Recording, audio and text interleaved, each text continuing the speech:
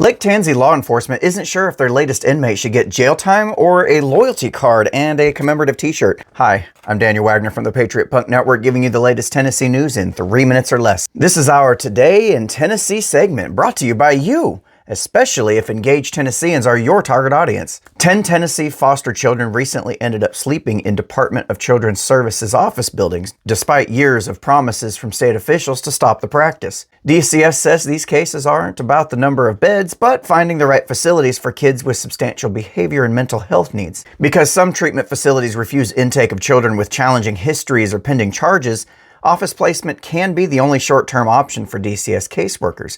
Officials admit the arrangement is far from ideal and there's no timeline for ending office placements entirely. Lawmakers are pressing DCS for transparency with continued criticism from advocates who argue that a single night spent in an office is unacceptable.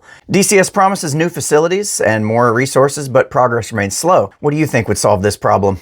A recent disturbing homicide case has Cumberland County investigators, TBI agents, and local law enforcement working together. Linda Spivey, age 76, was found murdered in her home after a welfare check was requested by a caller concerned about her well-being. Her son, Kenneth Spivey, was 59, was quickly identified as prime suspect and has been charged with first-degree murder. He is currently being held on a $1 million bond and will appear in court December 8th of 2025. Additional context from local crime reports shows that Kenneth Spivey was involved in previous violent incidents back in 2020 when he attacked 2 people on the same street, inflicting knife and hammer wounds to family members. Investigators are still gathering evidence and say that more updates will be released as the case develops. Kenneth Spivey. Name so familiar to local law enforcement that his mugshot has its own punch card. He's only got 2 more arrests until he gets his coupon for $20 off bail.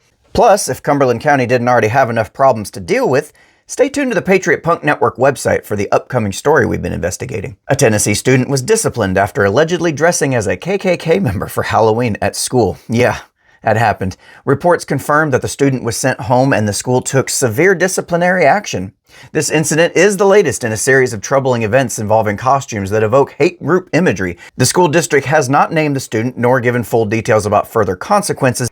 Now, maybe it's just me, but I thought the goal was to dress up as something really, truly terrifying. And I can't think of anything scarier in 2025 than a KKK member decorated in full racist regalia. Bonus round. Tonight, we've got the brightest supermoon of the year, the legendary Beaver Moon, which, let's be honest, is extra funny coming from a guy who's hosting a news show called Tits. Some jokes just write themselves. That was your Tennessee News Roundup for November 5th, 2025. For more deep dives into local stories, watch the Patriot Punkcast on Rumble every Sunday and Wednesday at 7 p.m. Central. Thanks for watching our Tits. I hope you have a great day, and I will see you tomorrow.